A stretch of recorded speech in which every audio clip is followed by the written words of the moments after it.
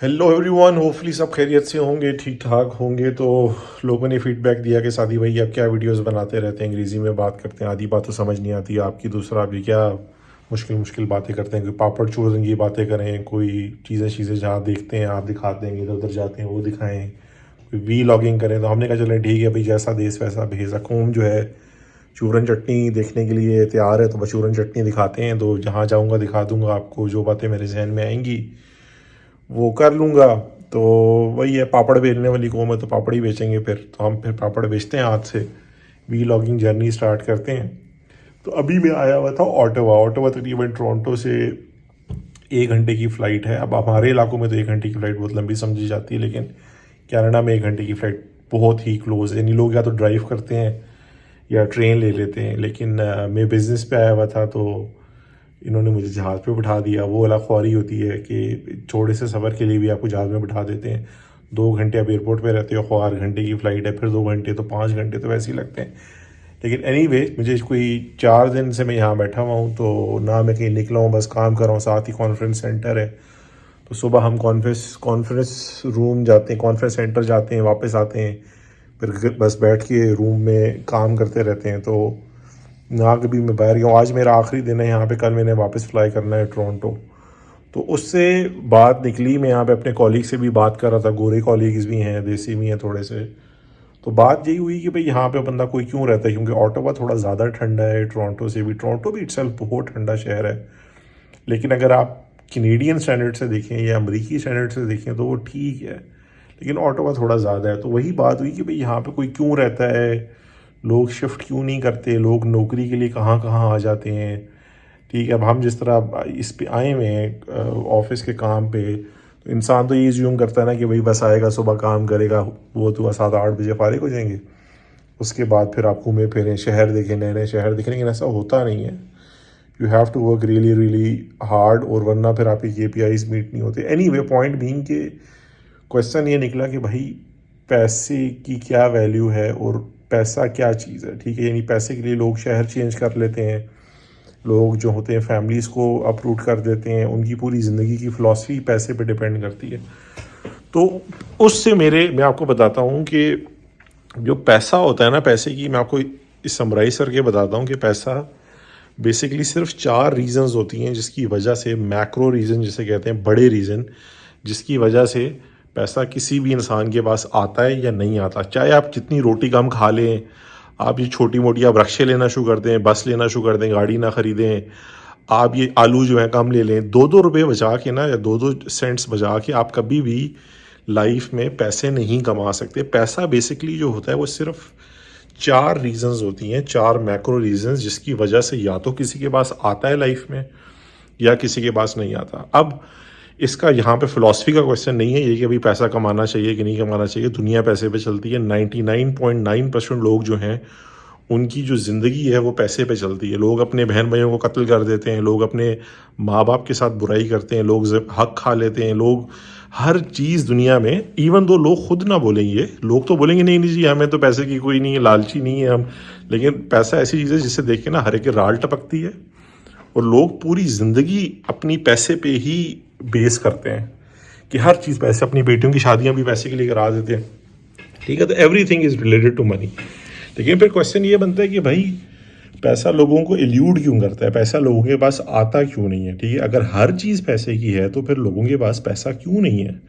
तो उसकी मैं आपको बड़ी सिंपली 4 रीजंस बताता हूँ अभी, जिसकी जो बेसिकली डिसाइड करता है आपके पास पैसा आएगा नहीं आएगा। ठीक है, तो पहला रीज़न है उसका लोकेशन। जो लोकेशन होती है ना इंसान की, वो क्रिटिकल फैक्टर है कि आपके पास पैसा आएगा कि नहीं आएगा। उसकी रीज़न ये होती है कि अगर लेट से आप कोई भी जॉब कर रहे हैं ना, लेट से अगर आप नौकरी कर रहे हैं, बिजनेस कर रहे हैं, तो लोकेशन की बेस पे आपकी जो इनकम होती है, जो आपको पैसा मिलता है, वो चेंज होता रहता है। ठीक है, वही नौकरी अगर लेट से मुंबई में या कराची में या ढाका में अगर वो आपको 1000 रुपये दे रही है, तो अगर आप मिडल ईस्ट चले जाएँ, दुबई, अबू धाबी, कतर, तो वो आपको देगी 5000। फिर अगर आप यूरोप चले जाएं तो वही एग्जैक्ट नौकरी आपको 10,000 देगी। वही अगर आप अमेरिका में जाके करेंगे तो आपको 1 लाख देगी। और ये बात लोगों को किसी किसी हद तक, बाज़ लोगों को समझ आ जाती है कि भाई इसी लोग इमिग्रेट कर जाते हैं, अपने मुल्क को छोड़ देते हैं, इकोनॉमिक इमिग्रेशन जिसे कहते हैं, लेकिन सबसे बड़ा फैक्टर लोकेशन होता है, ठीक है। Location location location. जो एक कैलिफोर्निया में बैठा हुआ लेट से 1,000 वो है नाई जो है, जो हेयर ड्रेसर है, वो एक लेट से पाकिस्तान में सर्जन से ज़्यादा पैसे कमा लेगा अगर वो, if he doesn't do other things wrong, अगर ऑल एल्स इज इक्वल। तो अब ये किस तरह हो सकता है, ठीक है। आप सोचो यार एक सर्जन की क्या यानी, तो लोकेशन लोकेशन लोकेशन, वो आप करें ना करें वो आपके ऊपर है, लेकिन ओवरऑल मैं आपको बता दूं कि लोकेशन बहुत बड़ी चीज़ होती है, बहुत बड़ी। तो लोग अगर अगर आप बाकी चीज़ों पे, अगर आप रोटी कम खा रहे हैं या रक्शे ले रहे हैं या और छोटी मोटी चीज़ें कम कर रहे हैं, तो उससे बेटर ये है कि आप अपनी लोकेशन चेंज करने पे जोर लगाएं। एक छोटे गांव में है तो बड़े गांव में चले जाएं, बड़े गांव में है तो शहर में चले जाएं, शहर में है तो बड़े शहर में चले जाएं, शहर से निकलना चाहते हैं तो एक मुल्क से दूसरी मुल्क चला जाए। अब ऑफ कोर्स हर कोई तो नहीं चेंज कर सकता ना, इतना आसान तो नहीं होता कि भाई एक दिन अपना बोरिया बिस्तर आपने पकड़ा और आप निकल गए। लेकिन पॉइंट ये है कि अगर आप देखते हैं कि भाई लोकेशन से आपकी लाइफ बेटर हो रही है, तो आई वुड एडवाइज यू कि आप वो प्लंज ले लें, क्योंकि देर इज़ नो वे कि आप जहाँ पे रहते हैं वहाँ रह के आपके पास वही अपॉर्चुनिटी है, वही आपको पैसा मिले जो आपको दूसरी लोकेशन में मिल सकता है, ठीक है। तो ये ज़रूरी नहीं होता कि मुल्क छोड़ना है आपने, वो आप गांव से दूसरे गांव भी हो सकता है, शहर से दूसरे शहर भी हो सकता है, ठीक है। शहर से मुल्क हो सकता है, मुल्क से कॉन्टिनेंट हो सकता है, लेकिन यू कैन ऑलवेज, आपकी दरख्त तो नहीं है ना कि बस जहाँ पे पैदा हुए बस वहाँ भी मरेगा। आप दरख्त नहीं है, आप इंसान है। अगर दरख्त पे भी धूप पड़ती है ना, तो दरख्त दूसरी तरफ जो होता है मूव करने की कोशिश करता है। अगर अच्छी धूप पड़ रही हो तो वो उसकी तरफ मूव करता है। तो दरख्त जिसकी जड़ें ज़मीन में गड़ी होती हैं वो भी मूव करता है। तो आप तो इंसान हो, आपकी टांगें, आप मूव कर जाओ जहाँ पे आपको सुकून मिल रहा है लाइफ में, ठीक है। नंबर 1। नंबर 2 होता है आप जिससे शादी करते हैं और आपके बच्चे कितने हैं, ठीक है। अगेन अब इंट्यूटिवली ये हर इंसान को बात पता है, लेकिन अगर आप इसे लॉजिकली और फाइनेंशियली देखो फाइनेंशियली बच्चे होने चाहिए नहीं होने चाहिए, शादी करनी चाहिए नहीं करनी चाहिए, किससे करना चाहिए, कितने बच्चे होने चाहिए, बेटा होना चाहिए बेटी होनी चाहिए, that's not the argument. Argument simply है कि फाइनेंशियली उसका क्या मतलब बनता है, ठीक है। फाइनेंशियली तो हमारे यहाँ तो कोई रिसर्च नहीं हुई हुई, लेकिन गोरों में ये रिसर्च हुई हुई है कि एक जो बच्चा होता है फॉर एग्जांपल, उसकी कितना खर्चा होता है उस पर। तो उस पर खर्चा होता है तकरीबन $3 लाख यहाँ के, जो कि हमारे बनते हैं 4-5 करोड़ पे एक पे। लेकिन अगर आप इनकी इनकम्स देखें तो वो हाई होती हैं। तो ओवरऑल अगर आप इसे परचेजिंग पावर पैरिटी पे करें तो तकरीबन होता है आपकी 30% जो होता है ना आपकी, जो लाइफ टाइम सेविंग होती है, लाइफ टाइम की सेविंग, वो खाता है आपका एक बच्चा। तो लेट से अगर आप पूरी ज़िंदगी में आप कहते हो जी आप 1 करोड़ रुपए की सेविंग है, तो आपके एक बच्चे पे 30 लाख रुपया लगेगा। जिससे इन अदर वर्ड्स आप ये समझ लो कि आपकी जो रिटायरमेंट होती है वो तकरीबन 5 से 6 साल पर बच्चा डिले हो जाती है, ठीक है। आपको एक्सक्यूज़ मी 5 से 6 साल ज़्यादा काम करना पड़ेगा फॉर एवरी किड। ये आपको मैंने दूसरी वीडियो में भी बताया था, वो मैंने इंग्लिश में बनाई है, लेकिन उर्दू हिंदी में भी बनाने की कोशिश कर लूँगा वो। लेकिन उसका जो लबी लबाब था वो ये था कि भाई जो इंसान अगर एक नॉर्मल जॉब करे ना तो 10 से 15 साल में वो रिटायर हो सकता है। अब ये काउंटर इंट्यूटिव बात है ना कि भाई ये किस तरह हो सकता है। हमारे यहाँ तो लोग 60-70 साल तक काम करते हैं, रिटायर होते हैं, तब भी उनकी जेब में फूटी कौड़ी नहीं होती। उसकी यही रीज़न है ना कि 4 मैक्रो जो मैं आपको रीज़न बता रहा हूँ वो उस पर फेल कर जाते हैं, उन पर बोझ होता है। जो हमारे यहाँ माँ बाप होते हैं वो समझते हैं बच्चे जो हैं उनका रिटायरमेंट फ़ंड है, जो बच्चे होते हैं वो माँ बाप को अपना जो है पार्टी फंड समझते हैं, ठीक है। जो रिश्तेदार होते हैं वो समझते हैं कि जी for some god given reason, खुदा की वजह से ना हर जो चीज़ दूसरे की है वो मेरी है।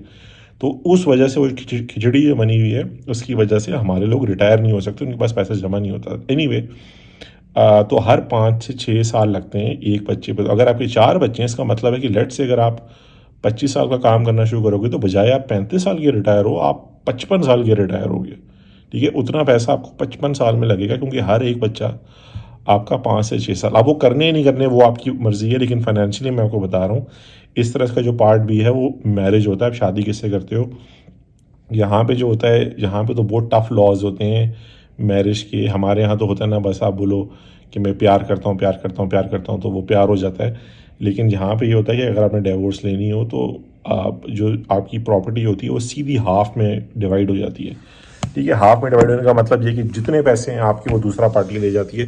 तभी ये बिल गेट्स, जेफ बेजोस से रोते रहते हैं ना कि इन्होंने कंपनियां बनाई हैं इतनी बड़ी बड़ी, लेकिन जब इनकी डिवोर्स हुई है तो आधे पैसे चलेंगे। लेकिन रिगार्डलेस ऑफ वो बात, ठीक है, गोरों के अलावा भी जो आपका पार्टनर होता है, आप शादी करो ना उससे आपको बहुत फ़र्क पड़ता है। अगर आप सिंगल लाइफ जियोगे तो उससे आप डिफरेंटली पैसे के बारे में सोचते हो। अच्छा बुरा नहीं होता, सिंपली एक वे ऑफ थिंकिंग है।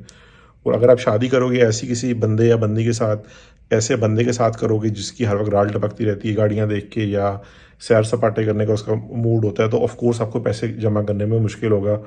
इसी तरह कोई अगर खातून है, उसे जी हर वक्त नए नए सूट चाहिए, गोल्ड चाहिए, तो वो आपके लिए इशू बनेगा। तो एनीवे ये दूसरा रीज़न होता है आप शादी किससे करते हो और आपके बच्चे कितने होते हैं। अब तीसरा रीज़न होता है कि आपकी हेल्थ। अब हेल्थ तो हमारे यहाँ एग्जैक्टली हर बंदा ये समझता है ना कि बस खुदा ने दी और बस फिर पकोड़े खाओ और मज़े करो और एक दिन बस फिर हार्ट अटैक होता है। जिस तरह हमारे लोगों में तो 50-60s में हार्ट अटैक हो जाता है, गोरे यहाँ पे 80-80 90-90 साल के जो है भाग रहे होते हैं, रनिंग कर रहे होते हैं। मैं खुद जो हूँ ओवर वेट हूँ इतना seriously. One of the reasons जो मैं जो वीलॉगिंग स्टार्ट कर रहा हूँ उसकी है ही है कि मैं अपने आप को मोटिवेट करूँ, आप मुझे कोई अच्छी बात करें, मैं उससे सीखूँ कुछ, ठीक है। तो वो यही है कि हमारे यहाँ तो बस हेल्थ को जो है बस वो समझा जाता है कि कोई चीज़ ही नहीं है ना, जबकि हेल्थ बहुत बहुत बड़ा रीज़न होता है आपकी फाइनेंशियल वेलबींग के लिए। क्योंकि अगर आप बीमार हो जाएं तो आप फिर इनकम नहीं जनरेट कर सकते, चाहे आपका बिजनेस हो चाहे आपका। तो आप पे फ़र्ज़ बनता है कि अगर आपने फाइनेंशियली करना है ना तो अपनी हेल्थ का ख्याल रखें, अच्छा खाना खाएं, साफ़ सुथरा तेल के बगैर, रनिंग करें, एक्सरसाइज करें। हमारे यहाँ अगेन कभी किसी ने सिखाया ही नहीं है कि भाई एक्सरसाइज किसके लिए की जाती है। हमें बस समझा जाता है कि भाई एक्सरसाइज की जाती है शोइयाँ मारने के लिए, बड़े बड़े डोले बनाने के लिए, बच्चे इम्प्रेस करने के लिए। ये नहीं होता, एक्सरसाइज आप अपने लिए करते हो, अपनी हेल्थ के लिए करते हो, you are doing it for yourself. Obama जो है प्रेसिडेंट बन के भी रोज़ाना सुबह शाम जिम जा रहा है कि भाई आप उस लेवल पे मेंटेन नहीं कर सकते अपनी लाइफ को अगर आप अनफिट हो। जिस तरह अब मैं सीट पे बैठता हूँ तो मैं ओवर वेट हूँ तो मेरी बैक में दर्द होता है, मैं जॉब नहीं कर सकता, ठीक है। मैं सुबह अगर काम करता हूँ शाम तक मेरे अंदर कोई एनर्जी नहीं रहती कि मैं कुछ और करूँ। तो इससे फिर आपकी जॉब इफ़ेक्ट करती है, आपका माइंडसेट इफ़ेक्ट करता है, हर चीज़ इफ़ेक्ट करती है। तो अपनी हेल्थ को बहुत सीरियसली लेना होता है, मजाक की नहीं है। नहीं, हेल्थ के लिए ये जो गोरे लोग होते हैं, जिन लोगों को, और गोरे नहीं हमारे लोगों, जिन लोगों को पता होता है कि हेल्थ कितनी इंपॉर्टेंट है, वो उस पर कॉम्प्रोमाइज़ नहीं करते। हमारे लोग तो, हम लोग तो कॉम्प्रोमाइज़ कर जाते हैं ना। कोई बोलता है खंबे पर चढ़ जाओ तो हम कहते हैं हाँ खंबे पर चढ़ जाते हैं, पैसे मिलेंगे।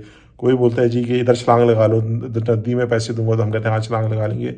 ये नहीं हो सकता। आपको हेल्थ का अपना ख्याल रखना होता है। आप अच्छा खाना खाएं, गंदे खाने ना खाएं, आप एक्सरसाइज करें, आप उससे फिर आपको एनर्जी मिलती है आप पैसे कमाने में, ताकि आप फिर आप पैसा कमा सकते हैं, ठीक है।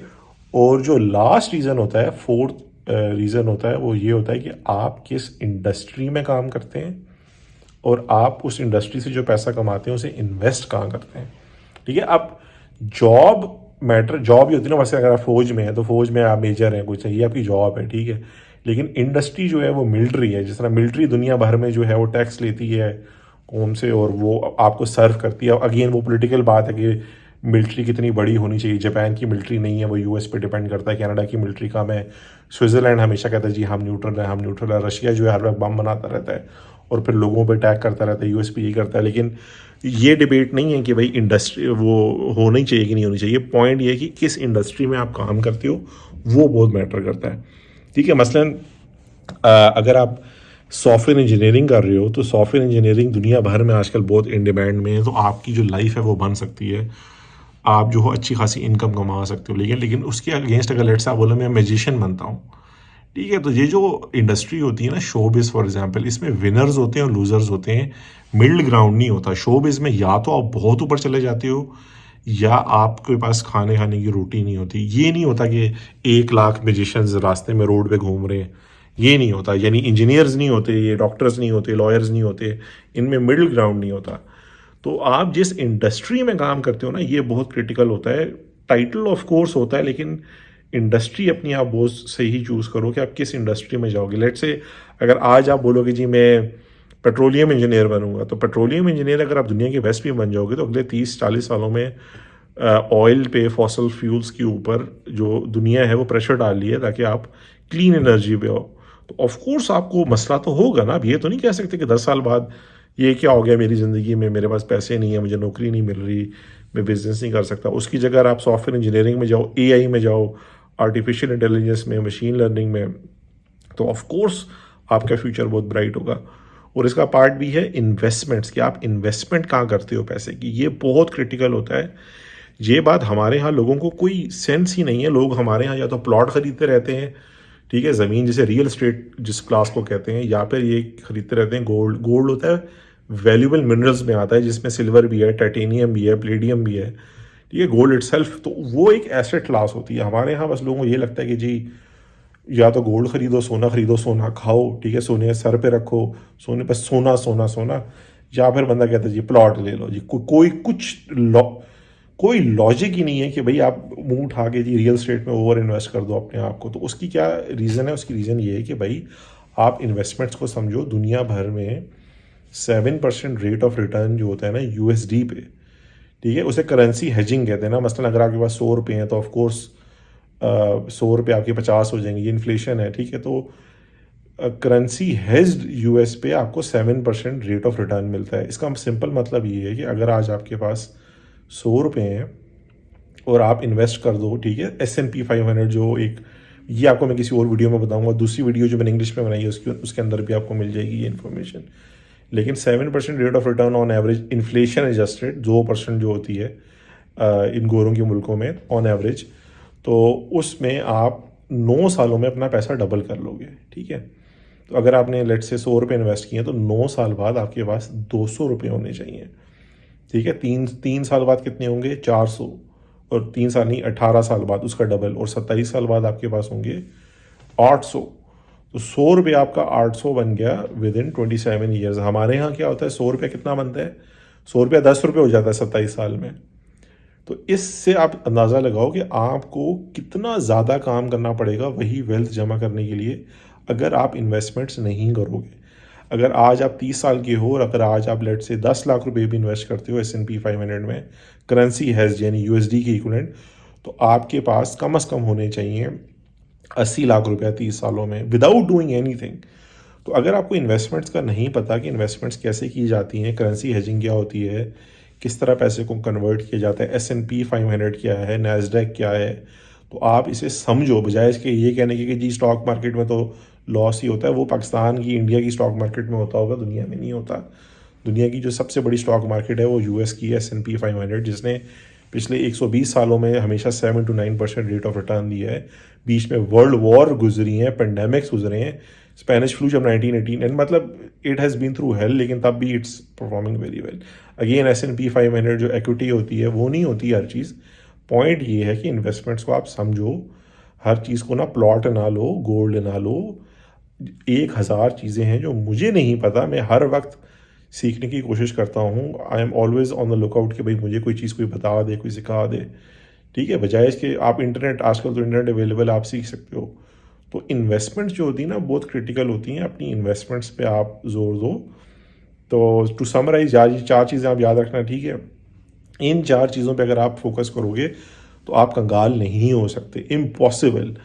आप जितनी रोटी कम खा लो, आप जितने रक्शे ले लो, बसों पे बैठ जाओ, आप जितना, यानी बेवकूफ़ी ना करो। आप इन 4 चीज़ों पे आप फोकस करो। नंबर 1 कि आपकी लोकेशन क्या है, नंबर 2 आपकी शादी किससे कर रहे हो नहीं कर रहे, और आपके बच्चों का, कितने बच्चों का आपका प्लान है, ठीक है। नंबर 3 आप जो हो हेल्थ का अपना कितना ख्याल रखते हो। नंबर 4 आपकी जॉब की फील्ड क्या है और आप किस में इन्वेस्टमेंट्स करते हो, ठीक है। अगर आप इन चीज़ों पे नहीं फोकस करना चाहते हो तो ना करो, लेकिन फिर ये मत बोलो कि आप गरीब हो या आपके पास पैसे नहीं आते या आपको धोखा करना पड़ता है, या आप देखो, इंसान अगर आपकी पूरी लाइफ पैसे पे बेस है, ठीक है, जो कि to be very honest again 99.9% जो लोग होते हैं ना, जो जबड़ियाँ मारते हैं कि जी पैसे की हमारे लिए कोई वैल्यू नहीं है, हम तो जी कोई क्या जबड़ी मारता है, कोई क्या जबड़ी मारता है कि भाई हम तो इस चीज़ की वैल्यू ये है हमारी। असल में ये सब टोटल नॉनसेंस है। उन्हें भी पता है, आपको भी पता है, सब फुदू लगा रहे हैं एक दूसरे को। असल में 99.9% लोग जो होते हैं ना, हर चीज़ करते हैं पैसे के लिए।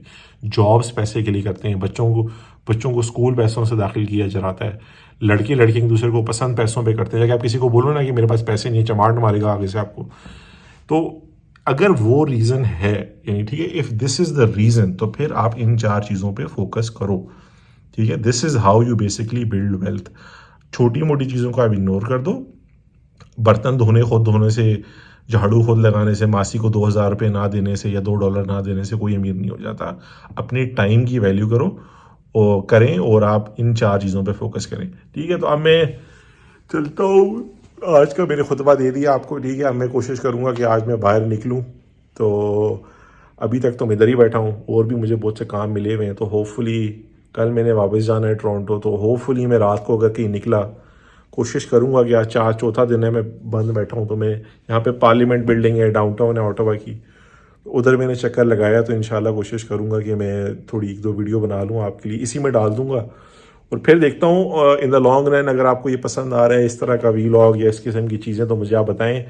मैं फिर गोप्रो ले लूँ या कोई और कैमरा ले लूँ, एक्शन कैमरा जो होता है ना, उससे बजाय से कि मैं फ़ोन को हाथ में उठा के रखूँ। ये मैंने फ़ोन हाथ में उठाया हुआ है, तो उसकी जगह मैं ये करूँगा कि मैं उस पर बना लूँगा। ठीक है जी, अपना ख्याल रखें। All right, take the best, all the best and peace out, take care.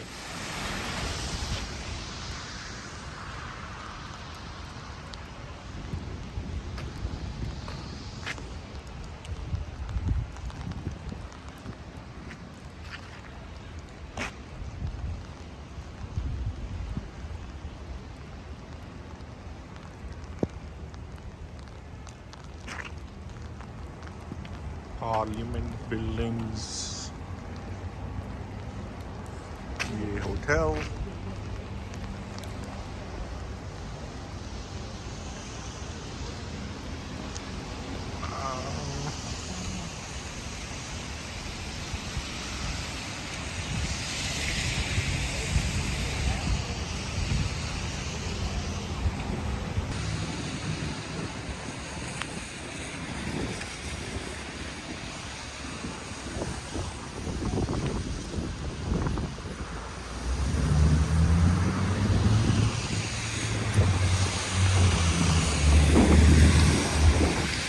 Weather देखें हमेशा ही ख़राब होता है, यहाँ पे कुछ भी हो जाए।